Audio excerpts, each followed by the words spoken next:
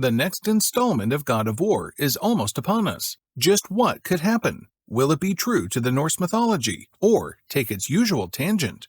Be advised, the following video contains spoilers, so if you haven't played the game but planning to, save this video and watch it later. Kratos and his mischievous son are likely to bring about the Norse custom of Ragnarok. The God of War series is widely renowned for cutting conventional god mythology in half and flipping it on its head. So let's examine some elements of the last game, the trailer, and actual Norse mythology to see what they suggest about our anti-heroes. Here are the top 10 theories for the upcoming God of War game. Number 1. Mimir is Odin. Okay, this might sound crazy, but what if Mimir is actually Odin, who has changed his form to resemble Mimir? First off, Odin is well known in mythology due to his occasional forays into disguise and his vast knowledge base, which enables him to have acquired both the magic necessary for shape-shifting and all the background information Mimir imparts to us during the game. In addition, Mimir is first depicted as having just one eye, which may be a subtle suggestion, as Odin also had only one. Finally, Mimir is hesitant to mention Baldur's vulnerability since, like it or not, he is his father. Now, you might be wondering, why though did he do all of this? According to Mimir, control is everything. He now has influence over the wolves, who decide when Ragnarok starts. A war won on his terms is one he has a higher chance of winning. Number 2. FAYE'S ashes revive giants. As per the last mural in Jotunheim, a note says that the giants will come back once the indestructible Baldur is killed and the guardian, that is Faye, returns to Jotunheim in the form of ashes which glowed once they were released in the air towards the end of the game. Some also believe that some of the giants are still alive but hiding in Jotunheim, and that the ashes will give them a signal to return. One of these giants could be Angrboda, Loki's wife, who gives birth to 3 creatures, World Serpent, Hel, and Fenrir, and an image of her can be seen in the first mural of the game, breastfeeding the World Serpent. Number 3. Time travel.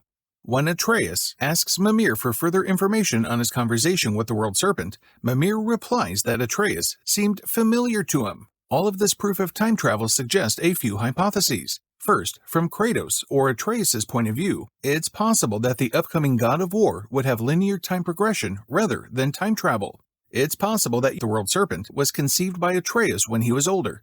Another scenario seems more feasible, given that Fenrir's existence is already established for the next God of War. It's probable that the beginning of the new installment will be Ragnarok itself, and that ATREUS and Kratos will both be sent back in time when the Tree of Life is split. Before Ragnarok, ATREUS would have time to mature and raise his other children with Angrboda. Like Loki in the mythology, it seems plausible that this ATREUS would be imprisoned before Ragnarok, only to get out when it started.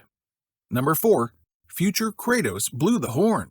In the next game, Tyr will lift the illusion spell that he placed on Jotunheim in order to protect the realm from the Asgardian gods. After this happens, Kratos and ATREUS will officially meet some of the giants as well as Angrboda. She will tell them what to do next in order to stop Ragnarok. Their mission will take them to the base of Yggdrasil, the World Tree. To get there, they will most likely use the realm between realms. Once they obtain whatever they came looking for, all 3 of them will be confronted by Freya and Thor. This will be a dual boss fight, just like Magni and Modi were in the God of War. Although no one will die in this fight, it will however result in the World Tree splintering. This will send Kratos, ATREUS, and Angrboda to the past just like it happened with Jormungand, and they will arrive at Midgard exactly when past Kratos is putting his sickly ATREUS in the boat. All 3 of them will go to the travel bridge, blow the horn, and either ATREUS and Angrboda will consult Jormungand about something, possibly to know how to get back to the future where they came from.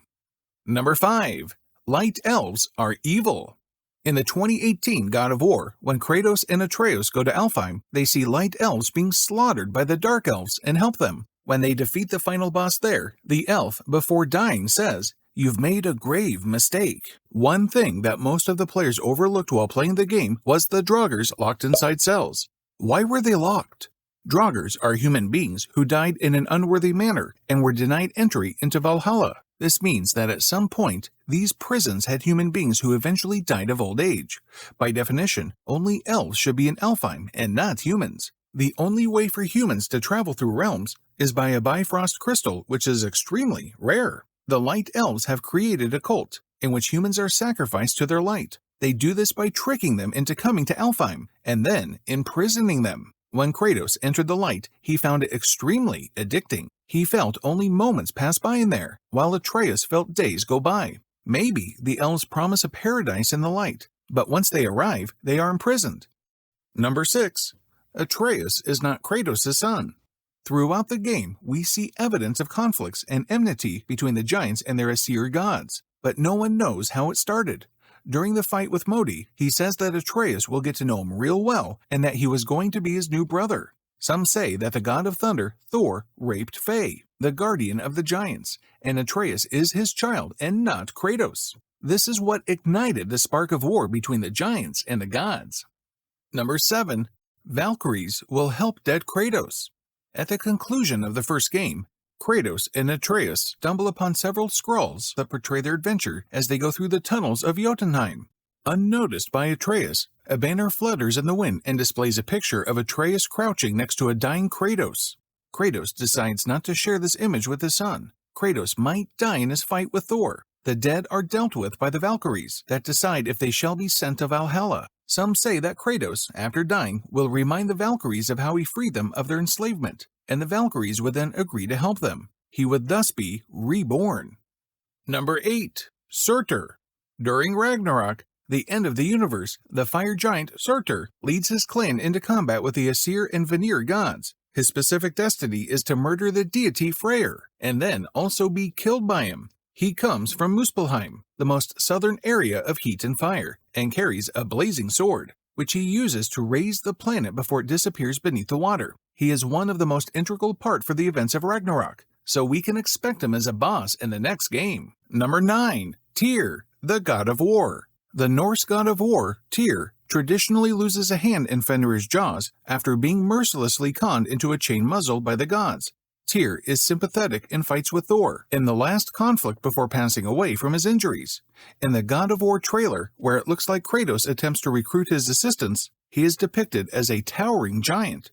What could that be for? He's locked up for some reason and presumed dead by most, which indicates a large quarrel with his other gods. Tyr has both his hands in the trailer here though, so at least some lore is being omitted. Although the character reveals posters, he is holding his wrist, which may foreshadow his Norse origins. And number 10. How Ragnarok will end. It was believed that Tyr had a crystal that enabled travel not only between realms, but realities and mythologies. He is the one who brought Kratos from the Greek to the Norse mythology to aid in the war. Now, Santa Monica has already confirmed that Ragnarok will be the last game which will be around Norse mythology. So it is possible that after everything collapses due to Ragnarok, Kratos and Atreus would use the same stone used by Tyr and travel to the Egyptian or the Japanese mythologies. Let us know your thoughts on them down in the comments below. And make sure you hit the like and subscribe button so you don't miss out on our future uploads. We'll see you next time with another amazing story. Until then, stay mythical.